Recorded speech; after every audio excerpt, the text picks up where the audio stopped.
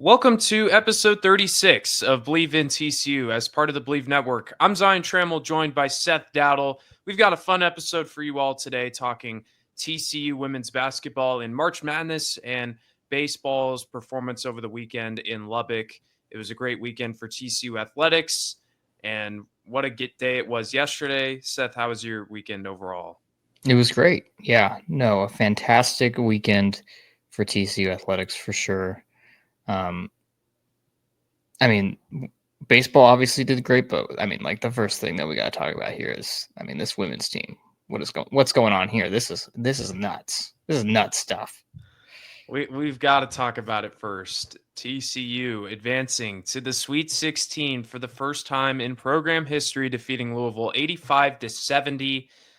I was in attendance as a fan. I got to say, this was the first time I've been to a basketball game, not as a student and not as a writer. I just went as a fan, and it was so much fun. Sold out Schulmeyer Arena, just an incredible electric atmosphere to cheer on this team. And they delivered. They absolutely delivered. It was such an amazing game. Offensively, they just could not miss, Seth. They literally Could couldn't miss. couldn't miss, especially in the second quarter, where they shot I think like 70 something percent, and they shot like 69% the first half overall. It was nuts. I think I texted you too. You were obviously there, and I was like, they cannot miss right now because they couldn't. It was every time they entered, their half court offense. I was like almost 100% sure that the ball was going to end up going through the hoop at the end of it. That's how locked in they were for a big chunk of the game. And that second quarter is the reason why they won. They got outscored in the third and the fourth, but it didn't matter. Still won comfortably. And moving on to the Sweet 16. There was about a 3 or 4 minute stretch there in the second quarter where the Cardinals did not score. TCU's defense was doing a really good job. They're grabbing a lot of rebounds, and pretty much what Louisville was trying to do throughout the entire game was get the ball out of Haley Van Lith's hands. They were basically trapping her as soon as she crossed midcourt, or if they brought Sedona Prince up for a screen, they were going to double team her and force the ball out of her hands. Luckily, Haley Van Lith is such a smart player that she's able to make the right read almost every single time. She had 10 assists, and she was finding the open player every single time. And when you're going to double, that usually means somebody is going to be open. And it was either Agnes Eminopu or Donovan Hunter for a lot of it. Donovan Hunter went 6 assists, 6 of 6, knocked down 4 threes at 18 points. And then Agnes Eminopu had a season high 23 points. That was a lot of fun to see. And that's all. A lot of it has to do with Haley Van Lith just being able to find the open player. Yeah, and you said 3 to 4 minutes Louisville didn't score. It was like dating back to the end of the first quarter. I think it was more like 7 or 8 that they didn't Yeah. score in the second quarter, which allowed TCU to get up to that big lead. Um, it was nuts, like on both ends. Obviously, we were talking about they couldn't miss, but they were locking them up too. Like Louisville was not getting any good looks. I mean, Jada Curry had a really, really good game. Obviously, 41 points and almost single-handedly brought them back. Like it was nuts what she was doing too, and kudos to her for her performance. But no one else was really able to get anything going for Louisville, and that's to the TCU defense's credit. Yeah. Can we talk about Jada Curry for a second? I mean, look, I know she's on Louisville, whatever. 41 points is absolutely insane. Like, I think everyone around us was like, okay, is she like related to Steph? Like, what is she's wearing number 30 and playing like Steph Curry. She literally could not. It was unbelievable. Step back threes. It didn't matter who was guarding her. She was knocked down. And I'm like, dude, she's going to single handedly win this game for Louisville at one point. Like, I thought maybe she could do it. Um, it was pretty much her and their center number 44. I can't remember her name. I think it was Cochran. Yeah, She had like 15 points. Yeah. Yes. I'm looking at the box score here. She also had 6 rebounds as well. It's pretty much them two the entire game. And Louisville just couldn't help out Jada Curry. But yeah, hats off. That was one of the most impressive performances I've seen. Um, in college basketball, and seeing it in person was even crazier. Yeah, I mean, there were fleeting moments, right, where it looked like maybe this game would not go TCU's way. You talked about earlier in the game, especially when Louisville was knocking down some shots and they were able to set up their defense. Their press was pretty, was giving TCU some trouble early. They had like 4 early turnovers. Luckily for TCU, Louisville wasn't really able to capitalize on those. But I was like, okay, if this is going to kind of be like a rock fight, like the Baylor games have been, where TCU struggles to keep the basketball, I still think that they're in good shape, but also that's a little nerve wracking. Luckily for TCU, they were able to get into a groove to where Louisville wasn't able to press as much as they probably wanted to in that first half.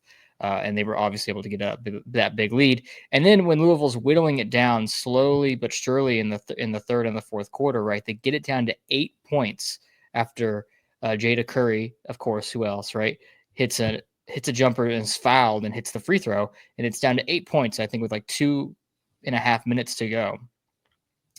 And there was easily a scenario at that point, right, where TCU doesn't get a bucket on the other end, and Louisville goes down and scores, and then before you know it, it's a 5 or a 6 point game. But TCU goes down, they get a quick layup by Sedona Prince, pushes that lead back up to 10, get a stop on the defensive end, and then Donovan Hunter hits a 3 on the other end to be for the dagger. And so they handle that adversity really well. Obviously, there are scenarios where this goes sideways, but it didn't, and that's to TCU's credit. That's happened a few times this season where things kind of go sideways in the second half, and the opposing team like slowly crawls back. And I think part of it is just players on TCU were probably a little gassed. I mean, Haley Van Lith did not come out during this game. Neither did Sedona Prince. Off the bench, Taylor Bigby played 4 minutes and Aaliyah Roberson played 2 minutes. That is it. So I understand fatigue probably starts settling in. Defense, you're not attacking the ball as aggressively. Maybe you're not boxing out as well as you should. So that has happened, but they do enough at the end to close it out. And yeah, to like you mentioned, Donovan Hunter hitting that big 3, and then Sedona Prince. She wasn't as dominant, I would say, as like in the low post as she is against a bunch of other teams, because I think Louisville had enough size and strength to kind of make those shots a little more difficult. But she was getting to the line a lot. Like she knew how to get these Cardinal defenders to foul, and so that was a big thing. Is when Louisville slowly started to come back, Sedona Prince found a way to slow the game down, get to the line, and kind of ease things up a little bit. So, she still had 19 points, which is really Yeah. good. But yeah, she was important in that way, I think. Yeah, because also she was getting to the line when TCU's offense was not getting anything going otherwise. Mm-hmm. And so that was really important to kind of buoy the scoring for TCU. Like even when Louisville would go down and score, TCU was able to at least match by going to the line for a good chunk of the third and fourth quarter. So yeah, definitely important there. I do think if there's one thing that gets TCU in the end, it could be that lack of. I think this team has depth. I think they have players on the bench that can play. It's just that Mark Campbell is electing to throw his best 5 people out there at all times, and it's an admirable strategy, especially for where we are in the season. But if there's one thing that could maybe bite him in the butt, it might be that the grind of the season might catch up to him at some point. I don't know. It might not. I might be caught looking like an idiot by saying that, but because it hasn't so far. Obviously, they've been doing this for the better part of 2 months now, but it could at some point. Yeah, they've gotten through the first couple rounds, defeating FDU and Louisville, but now is like where the real nitty gritty of the tournament begins in the Sweet 16, a rematch with Notre Dame, who TCU's already beat already. I think the committee forgot about that for a large chunk of the season, but And they yes, remembered it. TCU did beat Notre Dame. That's going to be a good matchup. Obviously, um, an incredible backcourt with Hannah Hidalgo and Olivia Miles. I think she did suffer an ankle injury in the first round. Is she? I don't know. I didn't see their second round game. I'm assuming she's good. Otherwise, I probably would have seen it. We're gonna check right now. But that's going to be something that they'll have to look out for.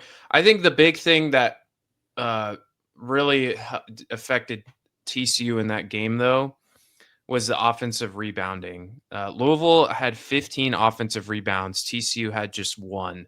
So they cannot give Notre Dame that many second chance opportunities. So that's going to be something the Horned Frogs will have to clean up.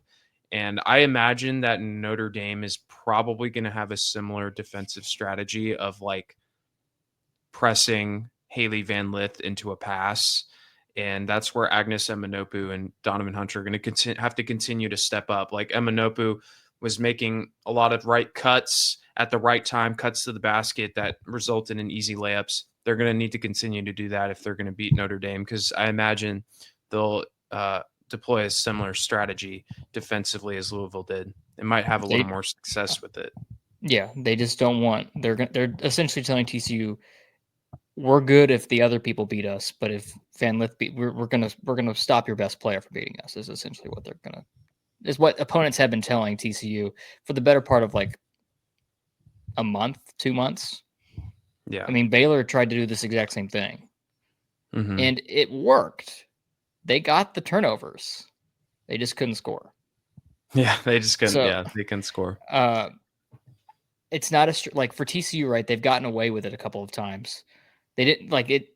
It didn't work for Louisville. I like wholeheartedly did not work for Louisville. Haley Van Lith was like it was a masterclass Wizard. of finding the open girl at the right time, right? Like, and then obviously they have to hit the shot, and they did. Uh, as you said, I imagine Notre Dame might have a bit more success, or you would think that they would, given their talent level. But obviously, we'll have to see. Um, I don't know how much stock I take in the first game. Obviously, it was really early in the season. TCU made a really big comeback. That game was played not in the United States, so like in a high school gym on a 480p camera. So I have no idea what this game has in store. Obviously, we can take some stock that TCU has beaten them before, but that was a while ago. Um, we'll see. I'm cautiously optimistic. Me too. Yeah. Did you find out if she played or not? She did, Okay. so she's good Lindsay to go. Miles. Yeah. So that's Only definitely 28 minutes, something. which was the second least of the starting five. Hmm. But now she does have a lot of time to get ready. I think the game's on Saturday, if I'm not Yes, mistaken. and Um, just for this is just to state why the depth issue could become a problem. And this obviously is a bit different because Notre Dame's game against Michigan was a blowout, and so they kind of they called off the dogs late and put in the bench players toward the end. But Notre Dame played 6 players off the bench in that game against Michigan. Now, 3 of them only played for 2 minutes, but the rest played for 14, 13, and 17 minutes respectively. So they're rolling out a little bit more pieces off the bench than TCU is, a little bit more fresh legs. So we'll see if yeah. that comes into play against. I'm interested actually. What did TCU do? How did they utilize their pieces in the first game against Notre Dame? I'm curious. Yeah. I'm not sure. I'm gonna check right now. Yeah. Played two players off the bench. The starting five was Sedona Prince, Donovan Hunter, Madison Connor, Taylor Bigby, and Haley Van Lith. Aaliyah Roberson came off the bench for 5 minutes and Imanopu for 28. So, hey, they did it before. They can do it again, probably. Yeah. I think they could. Um, I just wanted to also just talk about quickly because earlier, like in the beginning of the episode, I was talking about like kind of the atmosphere and everything, but um, I also just wanted to mention the impact that this has had on like the community and TCU as a whole. Because Seth, you wrote a terrific article this on Substack earlier today about like TCU and the run that they're on, and you mentioned like how amazing that felt when football went to the Fiesta Bowl and then baseball went to the College World Series, and this kind of has that similar feeling. But like I was lucky enough. I transferred to TCU in 2021. I wasn't really a fan of TCU before then, so I didn't know really the struggles of basketball that TCU had had. And then men's basketball out of nowhere just kind of had this really cool rise to get to the tournament with some big wins over Kansas and Texas Tech. And that was back in 2021, 22, and then the year after. So it kind of like brought out this love for TCU basketball. It brought the fans back, but like this women's team, it just feels more personal and just Mhm. kind of is an even cooler story. And I just can't even believe how far this team has come. Like, I went to a women's game a couple years ago and there was nobody there. I was like one of the only Yeah. students there. I was there for like a student project and nobody was there. And then yesterday I walk in and it's a sold out Scholmeyer Arena with fans chanting like TCU, TCU. And um in one of the loudest games I've ever been at in Scholmeyer Arena. Like, that was not just a significant moment for TCU women's basketball, but women's sports at TCU and for this school like in general. Like, this was a significant moment in the history of this school. And it was really cool to be able to be in that moment and to feel, a part Yeah. of it. And I felt incredibly proud to be a Horned Frog that day. Like, that was sweet. It was so cool. I couldn't agree more. This run feels entirely different than football and college and baseball. For football, obviously, there was some proof of concept that the program could be successful. I mean, they won a Rose Bowl in the past 15 years for crying out loud, and had very consistent success for much of the 2010s. Uh, Baseball had been to the College World Series 4 times. I think 5 times prior to the appearance in 2023. This is totally different because this is out of nowhere, right? This is went from a program like you said a couple years ago. I went to a couple of games in the final year, where in the year where they won just one Big 12 game. There was no one there. The game I went to was against Baylor. There was probably like 1,000 Baylor fans there compared to probably like 100 TCU fans. Uh, and now to flip that on its head, where 2 years later they've won the Big 12. They've beat Baylor 3 times. More, I mean, they hadn't beat them since like 1911, and that's a little bit of exaggeration, but that's how long it felt. It was like 30 years. Uh, and now here they are, going to the Sweet 16, won 33 games. It is incredibly improbable, incredibly, exciting. And you're right. It has jolted a lot of things in the TCU community that I haven't seen before. And I really wish that the Sweet 16 game was on campus. Unfortunately, it's not. That would have been so cool to see that atmosphere again. It's sad that that's like kind of the crescendo of the Schollmeyer Arena experiences. We slowly saw the buy-in as the season progressed. Right at the beginning of the season, the attendance was much of the same as it was last year, and then we slowly started seeing that buy-in. Right where we get to the Baylor game at the end, or the Baylor game midway through the season, and people are showing up and showing out, and then we get to these two tournament games and everyone in Fort Worth is there, it seems like. So um, this is incredible. That's I feel like how we have to end this, right? This is amazing, incredible. We were talking a little bit before we started recording that, sure, like going to the Final Four, winning this whole thing would be great, but right now where we're at, it feels really good. It feels great. Absolutely. Mark Campbell, TCU, Haley Van Lith, this entire TCU team, you have jolted my love for basketball once again, for a community in this city that is hurting from recent events from other basketball teams. You have brought my love back for basketball, and you helped me feel even more a part of this TCU community. And it was so much fun to, see this team win and be so successful and play as a team and rally together, because you were able to rally the TCU community in ways we haven't seen before. So thank you so much. And the season's not over yet. It's we still got uh, hopefully some more time with this team. Hopefully 4 more games. Yes, absolutely. They will take on Notre Dame in the Sweet 16. Should they win that game, they will play. Well, actually, we're still waiting to today. Texas takes on Illinois in about 30 minutes of when we're recording in the round of 32. They'll take on Tennessee, who advanced to the Sweet 16. So, assuming Texas probably wins that game, if TCU is able to beat Notre Dame, they play the winner of Texas and Tennessee in the Elite Eight. But we'll see. We'll see where this team can go. Um, just been an unbelievable season. Only good teams left on the schedule, and it's exciting that this is where TCU's at, to where we're playing some big dogs. Yes, yes, we're in it with some of the top programs in the country. Okay, it was a long basketball talk, but worthy of it for sure. We're gonna move on to baseball a little bit. We didn't talk about them last week because, well, they put They up gave up some 20 runs to Arizona State on last they put Saturday. up some record-setting stinkers. That's for sure. Um, and I was a part of that. I was working production for the games where they gave up 26 runs and 12 runs. I love TCU baseball, but that was not fun.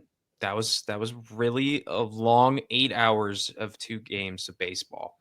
It was rough. Funny enough, right? So I went to Phoenix last weekend, and I was You like, did. "Oh, it's kind of upsetting that they're playing Arizona State, but they're in Fort Worth. It would have been so fun to go to these games here while I'm in Phoenix." And then I'm like, kind of at a different baseball game, looking at the box score of box score watching, and I'm like, "Wow, I'm actually glad that they're not here in this state. Get them out of this. I'm glad they're not in the same state as me because I'm embarrassed." But hey, that was last weekend. This was this weekend. They turned it around. They beat Texas Tech 2 out of 3. Even that, hey, that's something to be proud of. And they beat DBU 8-5, 15th ranked team in the country, as well. So a team that they have. These are two teams, Texas Tech and DBU, that the Horned Frogs have like struggled with over the last few seasons. And hey, they won 3 out of 4. So look, all I gotta say is it's really hard to gauge where this team is at right now. I genuinely cannot tell where this team is at because one week it's we're so back, and the next week is it's so over. Like it's genuinely just the ups and downs of this club. The positives, Sawyer Stroh-Snyder's a beast. Like I don't know what else to say. This dude is just an when he has runners in scoring position, this dude just turns into Barry Bonds. I mean, he is just unbelievable. He's bringing in runs left and right. A huge home run on Sunday in the 11th inning to kind of seal things away. This guy's a beast. I wanted to talk about him first. Yes, he was. He has been outstanding. Um, and kind of like, I feel like 3 weeks ago we were bagging on the kid. Uh, Not bagging on him, but we were like, "Hey, this bottom of the lineup is not playing good right now," which was true. The bottom lineup, which was by the way, it was Anthony Silva and Sawyer Strossnyder who we were talking about specifically, and they are now probably TCU's best hitters. Yes, I'd like to take credit for that personally. We were like, "Hey, they need to get their act together," and then all of a sudden, Sawyer Strossnyder's on a 13-game hit streak. His batting average was like 180 on March 2nd, and now it's in 300s. He was 4 for 6 on Friday, hitting second. Come on now. What a comeback. What a comeback! Hey, this is big time stuff. Big time stuff. Yes. Yeah. Um, that was fun to see him just demolish Texas Tech pitching um, all weekend long. Um, but pitching again, like I would say there's it was improvement. It's really hard to get any worse than what it was the weekend before. Mason Brassfield had a bounce back Yes, performance. Three and two yes, he did. thirds, 5 hits, no earned runs, 2 walks, and 2 strikeouts in the Sunday win, I believe. Yeah, Sunday. So you'll take that. This staff is kind of having a very similar feel to last year, and I know that they have been kind of decimated with the injury bug. Cayman Parker has missed 2 consecutive starts. So that is we are officially on red alert Cademan Parker vibes right now with Mhm. him being unavailable. But in terms Yeah. of like, they're gonna throw out Tommy Laporte on Friday, and they're probably gonna win, and because he's gonna go like 6 shutty, and it's gonna be awesome. Much like last year, where Peyton Tolley was gonna give you a nice 7 innings of 1-run ball, and you were Yeah. gonna feel really comfortable, and you were probably going to win. And then Saturday and Sunday is who's gonna score more than 10. It's a race to 10 runs at this point. Um yeah, that's pretty much what's happening, but um cuz Noah Franco, oh boy, he had a rough one on Saturday, but then he made up for it with a 3-run homer. He's like, "Guys, I got this. I'm going to make it up myself." And so that's fine. You call it a wash. We'll call it a Yeah. wash on that one. But Yeah. and on him, like, I mean, he's shown enough to me where like I'm not super duper worried. Yeah. Um, Again, pitching in Lubbock is super not fun. I know Texas Tech is not very good this year, but look at their starters ERAs, and you just got to feel bad for them because they're pitching in a wind tunnel Mhm. where They're like, any fly ball is a homer. yeah, like, dude, the exit velo was 70 miles per hour and he hit that one out. Like, what? Yeah, yeah, Yeah. but yeah. Again, 1-2 out of 3 against Tech. That's a you know check mark. This weekend, this not weekend. This week, sneaky, not easy. Heading into the season, I would have penciled this week as the easiest, or like post conference play starting. I would have penciled this in as probably the easiest week of the season for TCU. Not the case. UTRGV bangs. Like, Okay. they have had a very good start of the season, and they've got 2 against them on Tuesday and Wednesday at Lupton, and then they play Houston. Houston, not so great, but also not as bad as I thought they were going to be this year, with 13-10. Um, so yeah, this is a sneaky, difficult week for the Frogs. Obviously, they showed us this past week that they can beat DBU, which I was so confused about. I was so confused. They just gave up 12 runs, 26-12 to Arizona State, and then they go out there and beat the 15th best team in the country. So confused. Very confused. Um, okay, I wanted to ask you this. Do you think like Kirk Saarloos is like kind of annoyed that he's got to play like 2 games against UTRGV? Like, dude, we're 2 weeks in to Big 12 play, and then now we've got to play an extra game against UTRGV, which really, like, if we lose, it's gonna hurt us. But if we win, it's not gonna mean a ton. Like, I don't know. I feel like that would just Yeah, irritate no, me a little bit with it's a Arms. little irritating. Um, we'll see how it goes. Hey, honestly, though, I think like if you beat them, those are some pretty good wins. If they're as good, I don't know anything about UTRGV, so maybe they might be quality wins. They Who beat knows? DBU earlier this year. Okay.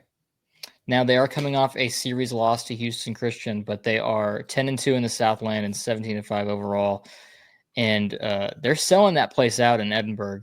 Uh, I watched one of their games against Texas. They were selling out games against Texas Southern, which is crazy. No one sells out games against Texas Southern, and it was like a 10-0 run rule, and it was pretty electric stuff. Wow. Okay.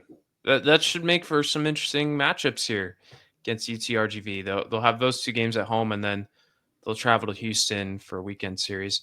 I don't really have much else to say about baseball. Like, I'm encouraged by the results, but you know, hitting is on the uprise, and I think pitching just needs to. I think Kirk is still just trying to figure out what works best and for a weekend rotation. It's just tough when you're dealing with injuries. You have this idea that you can have Ben Abelt and Tommy Laporte, and then Trevor Baumler, and then one guy gets hurt, the other guy is just a freshman, and there's not much you can do. So now you've got to completely rethink your rotation. And when you're getting some inconsistencies, it's tough. I mean, it's not easy. People think it's easy, Yeah. you know. It's incredibly Yeah, disappointing that we didn't get to see a rotation of Abelt, Lepore, and Caden Parker this season. That would have been really fun. it would have been. Hey, Yeah, Braden Sloan, amazing still. Braden Sloan is awesome. Braden Sloan is the best pitcher in this conference. And I have no, you know, qualms about saying that. He is amazing right now. yeah. He's balling, man. He's rising, elevating that draft stock for sure. He's doing a Do you really good wanna job. do you wanna guess what his ERA is right now? If it's above one, like 1.04 maybe, or like 1.1, maybe 0.9. So I think he gave up a run against Tech on Saturday. Whenever I saw it last, yeah, he gave up a run uh, against Tech. He's given up a run in back-to-back games. Is he's washed now? I'm just kidding. He's a 1.07 ERA. Oh my gosh, that's crazy, dude. That's insane. He and 34 strikeouts oh my in gosh. 25 and a third innings. Wow. This is a guy coming out of the bullpen too. Like that's crazy, man. 25 and a third innings coming Yeah. out of the bullpen, and we've played only what 24 games. So He's pitched the that's second most innings of any pitcher on the team. wow. That's crazy. That's wild. But yeah, TCU 17-7 on the season, 3-3 in conference play. The Big 12 sucks right now, so hey, we're hanging in there. It's wide friggin' open. I do they have? Is there a team ranked in this? This is a weekly occurrence where is a Big 12 team in the Even top ranked. 25 this week? The answer for another week. Oh my gosh. Welcome, Arizona. Thank you. You have saved us. Arizona's 23rd. Yay! Somebody is ranked. Uh, Woohoo! it is not good times at the Big 12 baseball party at the moment. This top 25 is an ACC SEC party. There are so many teams in those conferences ranked. But what's even funnier is starting the season, A&M and Virginia were the 1 and 2 respectively. Neither of them are ranked anymore. Wow. I knew A&M wasn't ranked. I didn't know about Virginia. That's crazy. It's Rough, okay though rough because days. another ACC team just comes up and takes their place. Georgia Tech 25, put them in. There we go. There we go.